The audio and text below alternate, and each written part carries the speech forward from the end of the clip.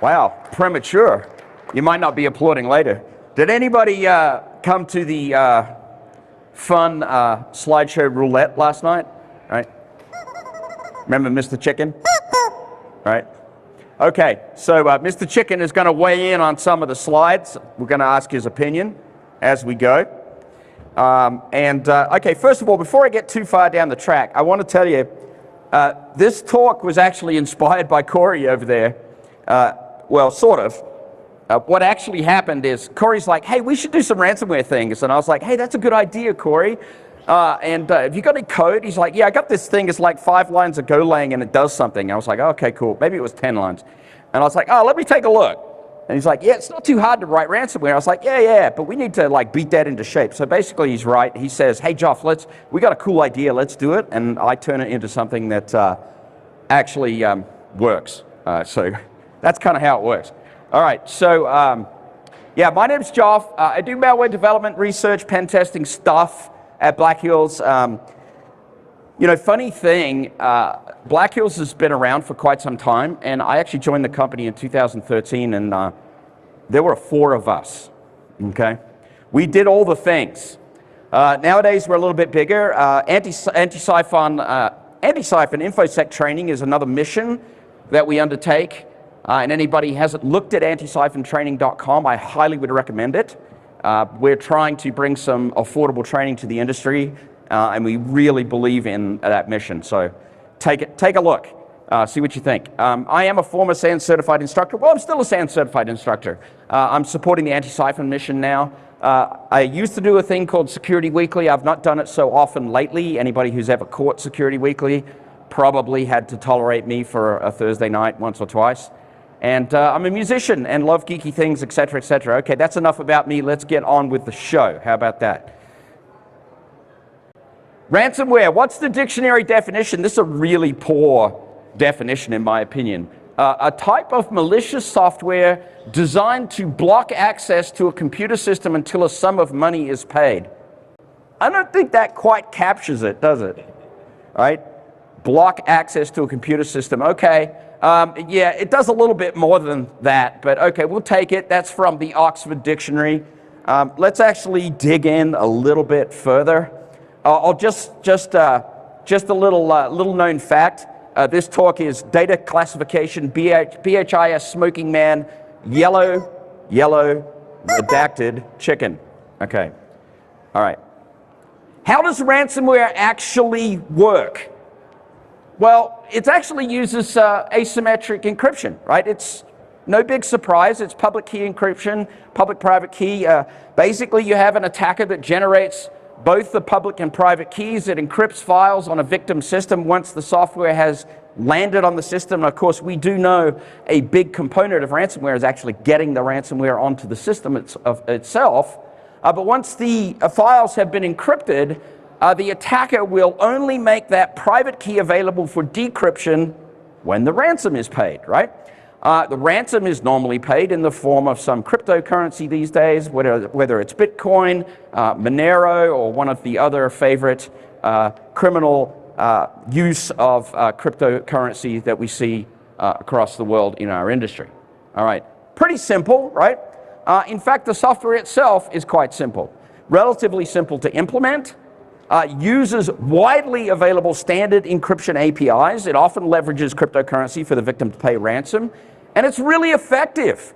Once you get ransomware on a system, well, it sort of sucks, doesn't it, right? I mean, we all know from defending our networks that it's a trip to restoring backups. And God forbid that you have a backup situation where the backup server resources are actually online file shares and have been encrypted themselves, because then it's a, oh shit, we're out of business moment. So that's, not so good, right? So restore from offline backup is usually the only alternative, and that turns into a time computational expensive exercise. A lot of people don't think about this, but if your entire environment has been encrypted, think about how many I/O operations are required to actually restore all that data. Can you do it in a realistic time frame? Right? It's a significant problem. Now, of course, I'm going to talk about authoring ransomware because I already mentioned it. So why do it? Well, at Black Hills, we are often asked to emulate threat actors, of course, in penetration tests, whether they're assumed compromise style tests, whether they're actually full red team tests, we are asked to emulate threat actors. And usually in the context of assumed compromise, we will come across the question from our customers, hey, can you emulate ransomware? And of course, everybody in this room knows that certainly in recent years, there has been an incredibly high level of activity in the ransomware space. So the question comes up, hey, what would happen on our network? Would we be able to detect ransomware? And hey guys, can you actually model a ransomware attack? And this is sort of a careful what you wish for question, because what does it mean to model a ransomware attack? Well, it means introducing some sort of ransomware. I mean, there's no other way to do it. You can't really sort of dance around it and say, oh, we're pretending to be ransomware actors. No, we got to do it, right? And we got to recursively encrypt files in a customer network, but can we actually do this safely? Like you turn to the customer and you go, do you really want to do this with your production data? I mean, are you really sure? Here's the gun, go ahead and point it at your foot and shoot at will, right? I mean, you really want to do this? All right, now I'm going to get down to the thing we wrote. I called it CryptoJack. It might have been one of the better naming moments that I had. I am terrible. Our content community team right next door laugh every time I name something. They're like, oh, Joff, that's terrible. It's like, well, I don't do that for a living. All right, I was like, okay, I'll write some software. I think I'll call it CryptoJack. Okay, that sounds good. Probably no good at all, but that's the thing. I did it, right? So when I came up with CryptoJack, I set out these design goals after looking at the 10 or 20 lines of Golang that Corey supplied me. I said, look, what do we need here? We need something that's simple to use, it's modular, it's realistic, obviously, high performance, multi-platform would be a huge bonus, okay? The ability to actually model legitimate ransomware means I need some sort of profiling where I can make the ransomware act like some of the common ransomware we see out there, whether it's, you know, Locky or Lockbit or, yeah, there's many of them, right? And then what would also be really nice, and this happened with conversations between myself and Corey and others, is I bet you our customers are going to say, look, we don't want to unleash your ransomware on our production data, but hey, can you generate some fake data for us? So it'd be really cool to have a fake data generation ability, and then for extra gravy, why not throw in a little C2, right? A little remote controllability. That would be kind of cool. So CryptoJack is focused really on the main task of encrypting and decrypting files. It does not have any kind of infection or spreading ability. You know, it doesn't try to unleash a zero-day via some sort of SMB mechanism, drop shortcut files or something like that. It doesn't do any of that stuff. Doesn't attempt to auto-hack anything, doesn't include 0 days or O days, as I said. It is, however, written in Golang, and the reason it's written in Golang is for performance. Because when you actually recursively encrypt a whole bunch of files in a directory structure, you need to go pretty fast, right? And the initial implementation, in fact, didn't even use Golang concurrency. I could have gone that far, and I probably will in the future. It's even just single-threaded right now, but it's still very highly performant at this point. Most of the code in the CryptoJack implementation is in a thing called CJlib. Yellow chicken, what do you think about that? Okay, thank you. There are 4 main components. We have an encrypt, a decrypt, fake data, and a thing called rbot. Now, when I was thinking about remotely controllable, I thought, hey, you know what?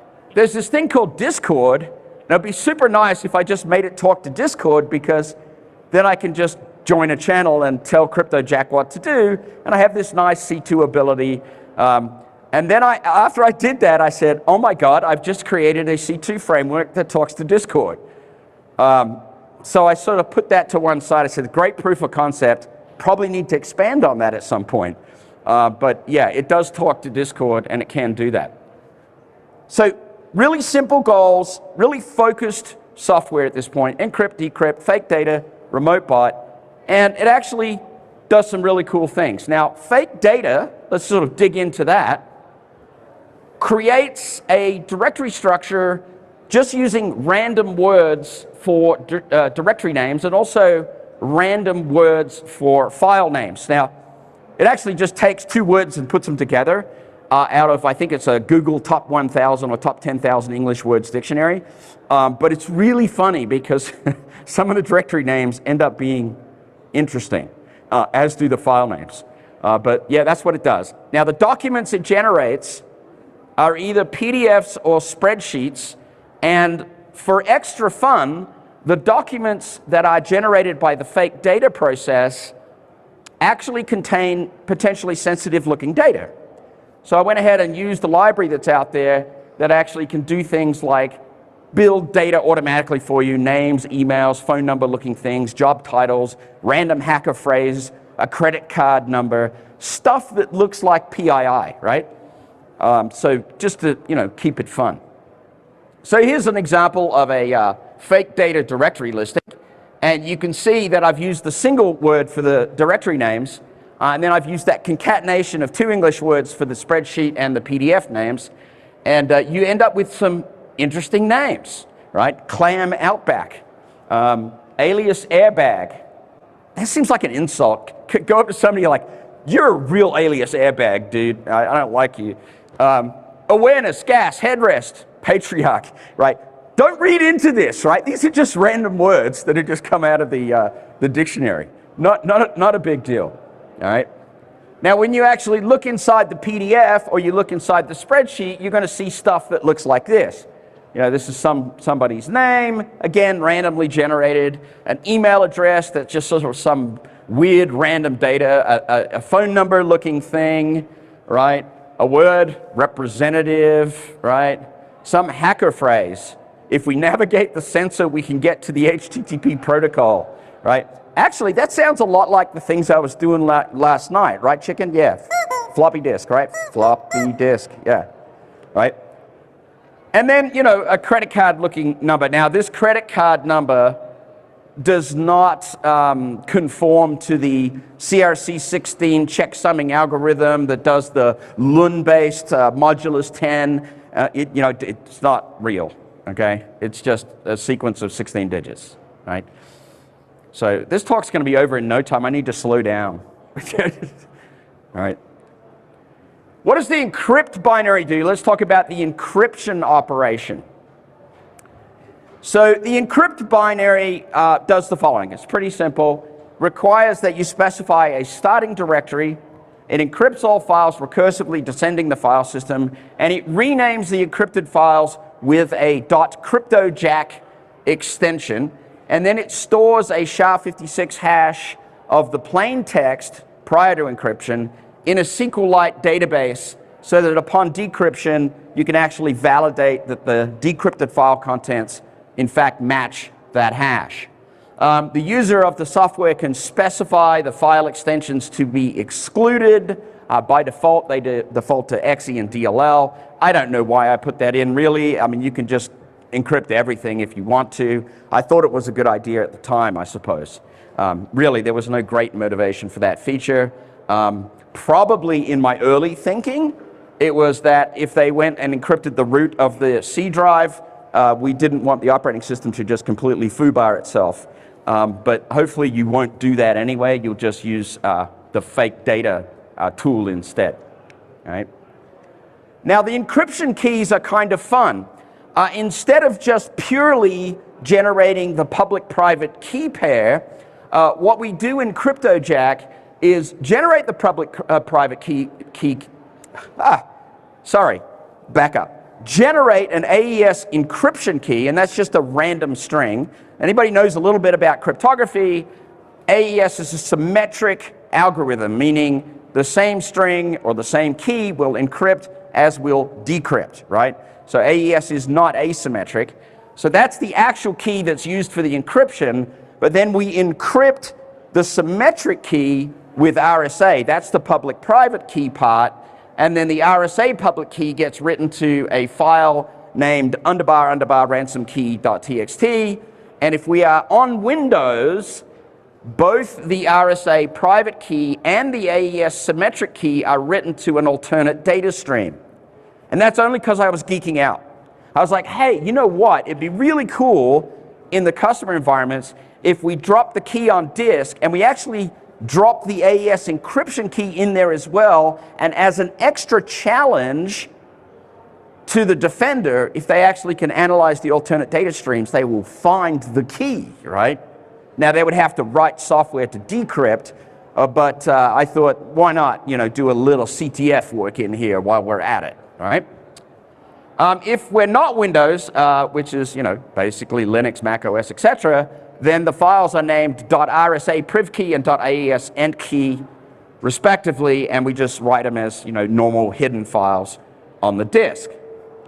Now, here's the warning. Once you go through that encryption phase, don't delete the keys, because then you're basically shooting yourself in the foot, right? Because the decrypt needs to find those keys to perform the decryption, right? Remember, this is just a simulation.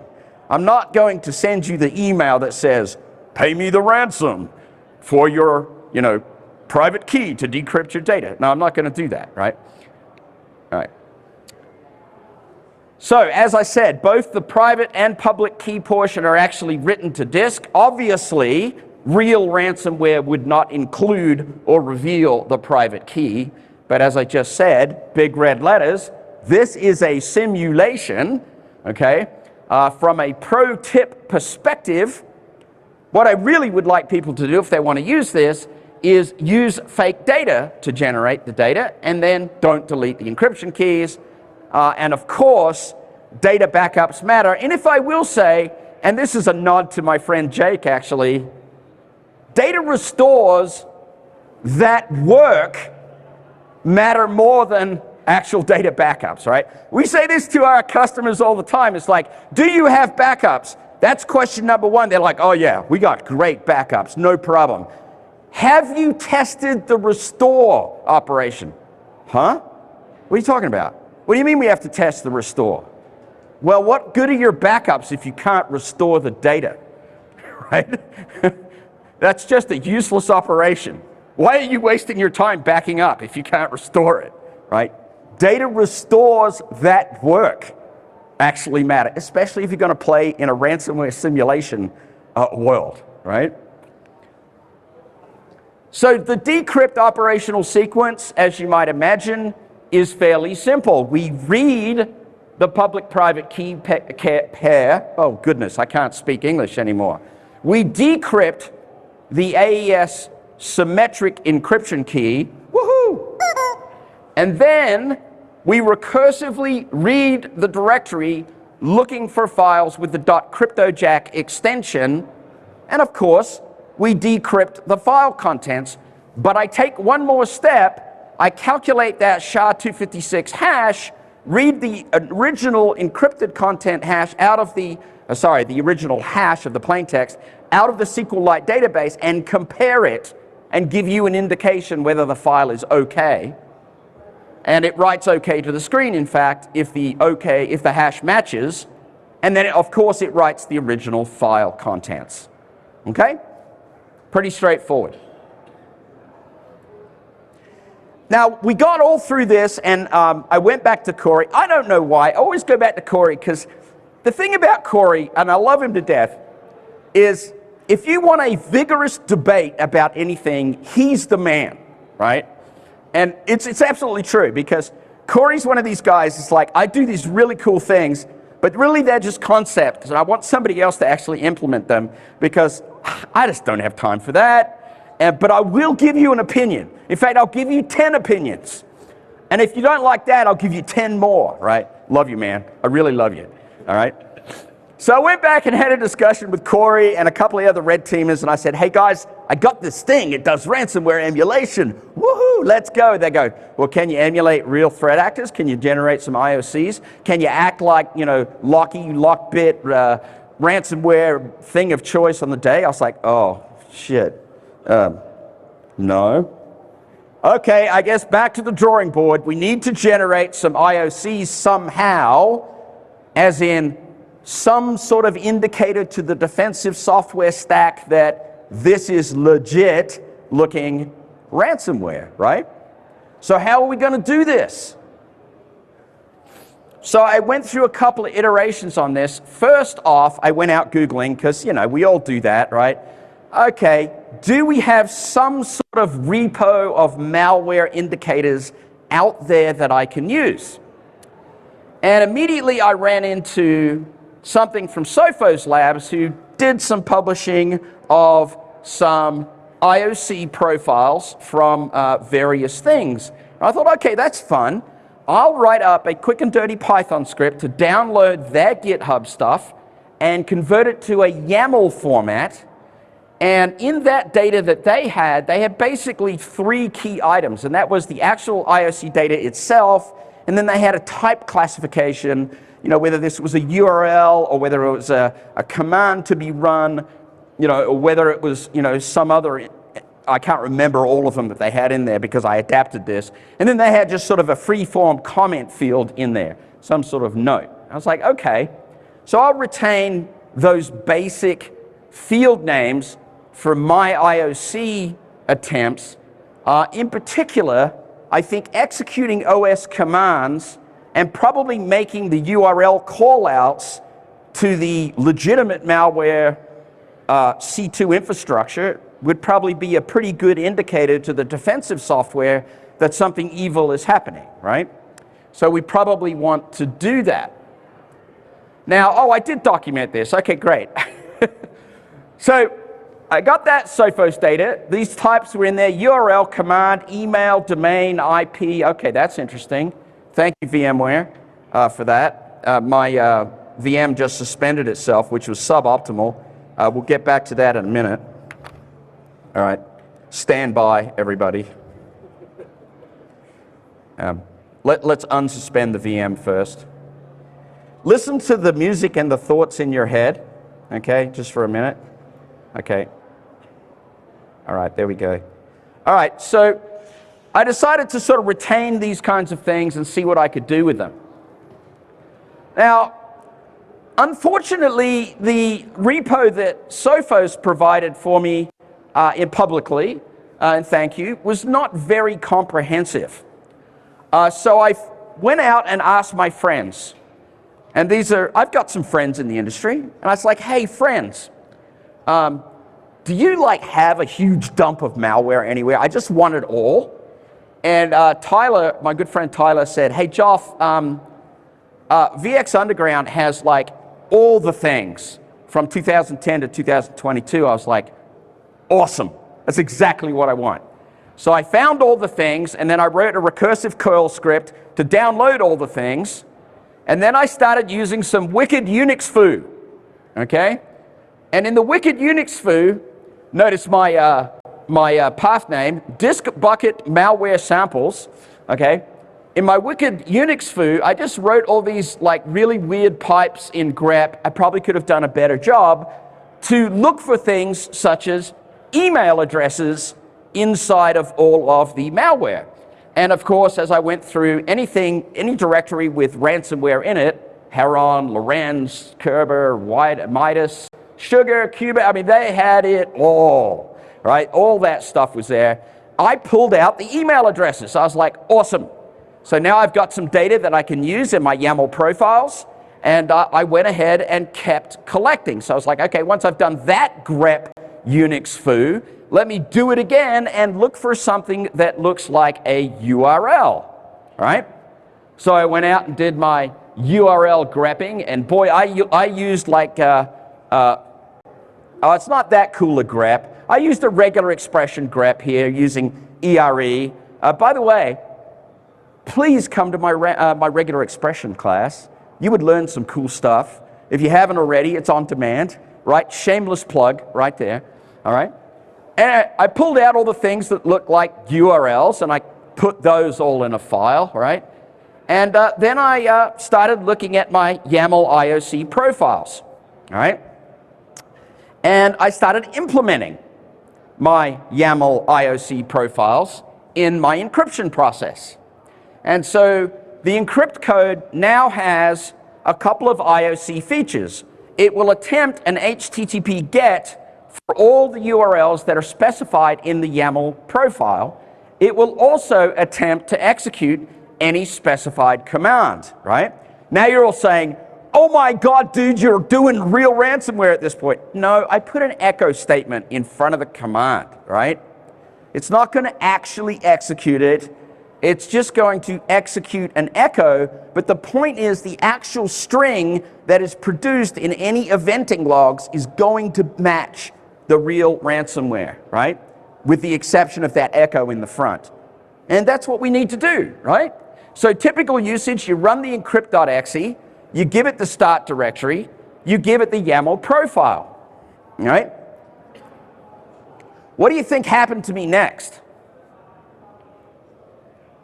If I were to take all these URLs and command sequences and email addresses out of legitimate malware and put them into YAML files, what do you think some defensive solutions are going to do? Right? Yeah, you guessed it. They're going to jump up and down and go, this YAML file is evil, dude. I have to delete that. I was like, oh, man. Windows Defender barked about one or two of them, but sure enough, it blocked the actual execution, but it also deleted the profile. What am I going to do now, right? The YAML profile got deleted. So yes, it worked, and yes, you know, you get things jumping up and down about it, but it will trigger that endpoint defense quarantine and delete the file. I said, I can handle this because I know symmetric encryption. Stand back. I just wrote a Python script to symmetrically encrypt the YAML profile. And so I just stick it on disk with a .enc extension, and the encrypt binary, if it sees that, it assumes that it's an encrypted YAML profile, and then it'll just decrypt it in memory before it uses the profile. And that solved my problem with Windows Defender and other defensive solutions jumping up and down and barking, all right? All right, cool. So now I have super duper real IOC emulation in my awesome ransomware, and the defensive solutions will event on it, and things will happen. All right, so I'm getting excited at this point. This happened about 6 months ago, by the way, all right? So at that point I said, it's time to turn to the Discord bot, because now I have things that work, all right? So let's turn our attention to the Discord bot. And I said, well, I'm going to write some experimental code. Actually, quick squeak, it's all experimental code. All hacker code is experimental code, okay? Just to support the premise there. So this is just a little bit scary, because the minute I actually got the Discord bot to work, I was like, oh my God, this is going to be really useful. Oh my God, this is going to be more than useful. I'm not sure I like this, and actually I'm not sure I like any customer interactions directly through the C2 bot, so I actually haven't used it for that on a real engagement, but it's kind of fun to watch it work, right? You've heard me talk about all this. In the time I actually demoed this stuff, what do you think? Let's do it. What does the chicken think? Yeah, are the demo gods going to be kind? Okay, all right, here we go. We're going to try it. As long as the VM hasn't suspended, which it just did a minute ago, but we'll try this, okay? All right.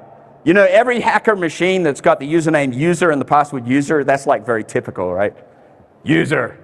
All right, so here's the directory. It's called CryptoJack. It is extracted here on this Windows VM, and in there are all the binaries that matter. Actually, the source code's in there as well. And there's encrypt, decrypt, fake data. There's the RBot. there's a license thing, et cetera, et cetera. So here's CryptoJack in its entirety at this point, right? So quick weird demo, right? We can do encrypt.exe from PowerShell. Actually, let's not do encrypt. Let's fake data it first. We can do fake data, all right, and give the help option, all right? And it says, hey, fake data. You can specify a starting directory, or you can just leave it blank, and you can specify how deep to recurse when creating the fake data structure. It defaults to 2 levels deep, and it'll just do the things, right? So let's do the things. Forget the help flag. Just hit enter. Make it easy. It generates a directory name just by randomly picking a word. So we're going to put all the data in a directory called brochure. And do you want to proceed? Why, yes, I want to proceed. Why not destroy my file system, okay? So away it goes in Golang, generating up the fake data, and it's created here, very brief for the purposes of this demonstration, 16 fake directories, 332 files in the directory named brochure, all right? So we can, ls that thing, and we can see that there are funny looking file names and directories in there. Deathpaintwork.xlss, oh yeah, right? Contact collectivization, that's a spreadsheet I want to open. I don't know about you, but that is a cool spreadsheet, right? Gum topic, iris hunger. Wow, look, again, don't be offended, but this is the thing. Okay, let's encrypt it. All right, encrypt -d brochure. That's all you have to specify, right? And encrypt's going to generate a random AES key for you. It's going to do the public-private key encryption for you, and everything's going to happen and work. It's going to say, do you really want to proceed? Now, this is the moment, right, where you're about to do things that are irrevocably maybe destroy data, except the keys are written to disk. But, okay. Do we really want to proceed? Yes, indeed we do. And away it goes, encrypting all the files in that directory structure. And it's Golang, even though it's single-threaded, it's relatively high performant, right? And just for fun, it pops open a web page and says, you've been pwned, right? Your files have all been encrypted. And if for some reason you read this text before the encryption is ended and you feel that your computer is slowing down irreversibly or inversely in proportion to your heart rate, the encryption is working. Just step away and accept your fate. You've been compromised, right? You got to do this to add a little bit of realism. And then if you want to actually go out and get the recovery keys, download and install the Tor browser, visit the website, 0DEADBEE, yeah, it's dead beef, okay? It's totally fake, and have a nice day, all right? All right, so there we've got full-on ransomware. You've been done. Of course, you have to put the anonymous mask in the background. I mean, that is the limit, by the way, the absolute extreme limit of my website design capabilities, okay? I hate doing HTML, really don't like it, right? But I was like, oh my God, I think I have to muck around in CSS. My head's gonna explode, right? But I did it, and we're encrypted. All right, so just to prove the point, we can go into the directory and go, okay, where's this brochure directory? Oh crap, everything has a CryptoJack extension. You notice there's a CryptoJack hashes.db in there, and then all those files are encrypted, and life is bad, right? And I can just try to do a more on bellcesspool.cryptojack, and boy, that sure is, what, it looks encrypted to me. So things are not looking good for us, right? Our heart rate is beating hard. We're ransomed, right? And remember I told you about this ransom key stuff. So, in there, there is the ransom key. And there immediately is the public side of the public-private key, written as a little blob of text. But also, if you're really feeling like fun and your defender actually does the alternate data store analysis, you won't find anything. Okay, let me try that again. I think with ADS you have to use type or something like that. I don't remember. Okay, okay, what did I call it? AES priv key or something? I don't know. Okay. Oh, see the demo gods. Let me try the RSA one. The demo gods are against me. Okay, yeah, I told you it was there. It's there somewhere. Back in the documentation, you'll see it. Okay. All right, so there's the alternate data store stuff. Excellent. It's working. Now, because that stuff's all there, we can use the decrypt binary just off the bat, okay, and just specify that same directory, and it will read that directory, and it will just do the things to decrypt, okay? And it, you know, it reads the keys, and it decrypts the actual AES symmetric key, and it goes through and does the hash comparison, and then it actually puts that little OK on the end if the hashes match, and everything's good, and it will skip some files. Mostly it'll skip the ransom key and the ransom HTML stuff, right? You don't need to decrypt those because they're just artifacts as is, right? So there's the demonstration. What do you think of that, Yellow Chicken? Yeah, Yellow Chicken likes it. Do you guys like that? Was that cool? Yeah. All right, cool. All right. All right, now we get to the fun part because there's this thing called rbot, and because I cannot remember Discord tokens, rbot just uses the token to join the server that you have actually said that rbot is a part of, right? And this is just using the Discord developer API. So now rbot is actually our remote Discord bot using the token on the command line that has joined the Discord channel. Awesome. All right, so now we've joined the Discord channel. Suppose we better pull up Discord. Well, when we pull up Discord and it joins, it gives a little announcement. It's like, hey, CJ bot ID 436 just joined the channel. Here's the username, here's the host name, here's the local addresses I can ascertain off of that system. What do you want to do next? Right? So I was like, okay, well, let's talk to CryptoBot. Hey, at CryptoJack, and I have to specify the ID because there might be more than one of these. Give me a directory listing, right? Oh, crap, I got a C2 channel in Discord. Oh, my God. What have I done, right? All right, so I was like, okay, this is cool, I think, but let's try something else at CryptoJack. What number was it again? 432 or something? 436. Generate some more fake data for me. Cool. All right, yeah, I'm creating a fake data structure called everybody. And I created 0 fake directories and 22 files. Not quite sure how that worked. That looks a little bit like a bug. But anyway, it appeared to do something.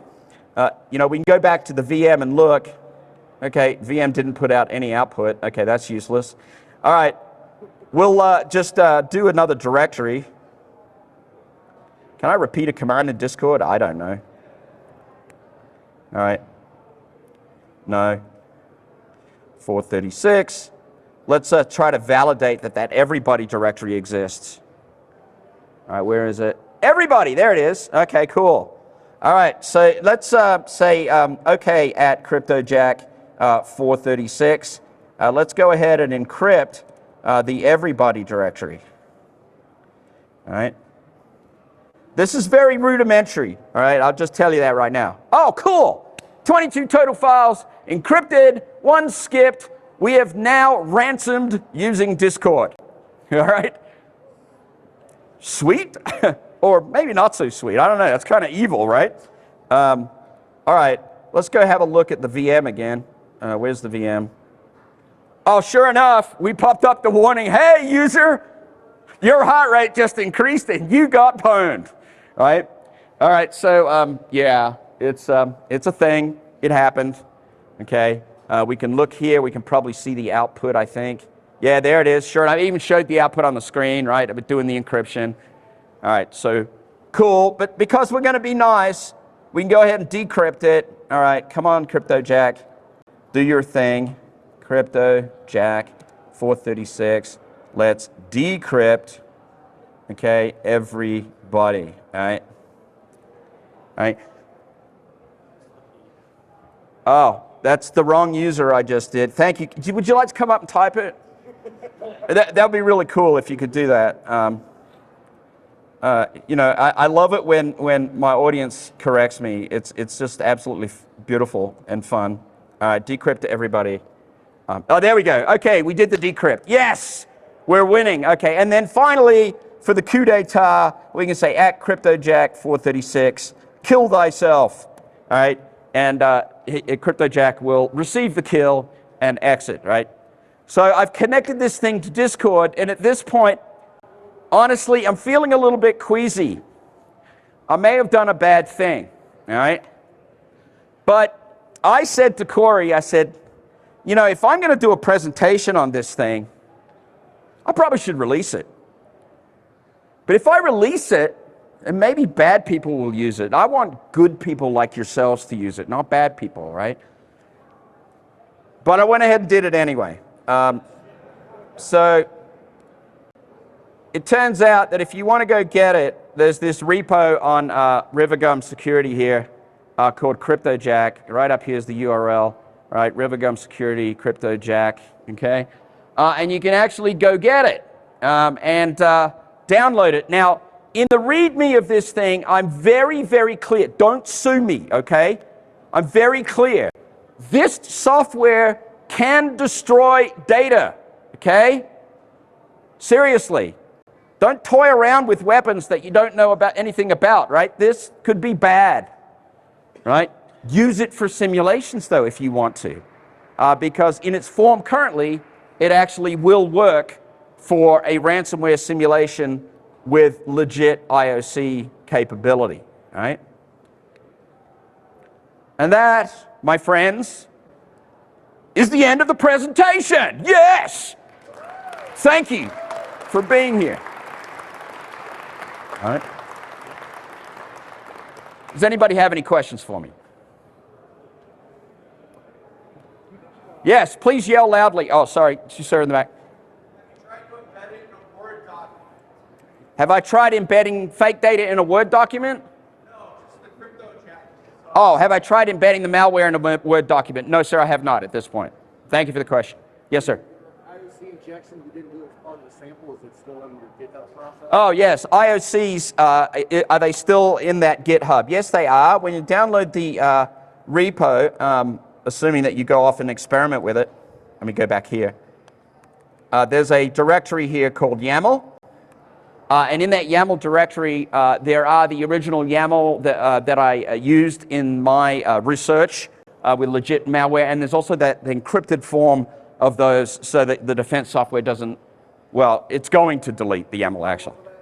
Say a newer IOC comes out, is it easy enough to inject that within this environment? Yeah, it is. If a new IOC comes out, is it easy enough to actually inject that or use that in this environment? Yeah, if you look at the YAML format, it's very, very simple. Nice. Okay?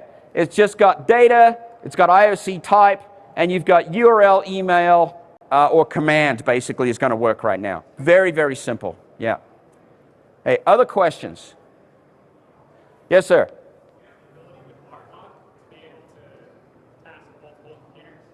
Does RBot have the ability to task multiple computers?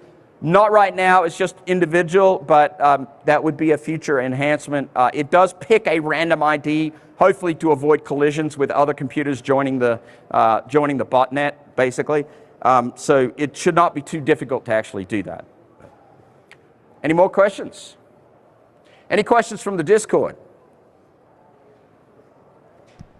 No questions from the Discord. People are just saying thank you, and it was awesome. So okay, again, please use this for legitimate engagements that are scoped, authorized penetration testing, okay? I cannot emphasize that more. This is dangerous software. I mean, we have to admit that, right? Thanks so much for coming to my presentation. I appreciate it.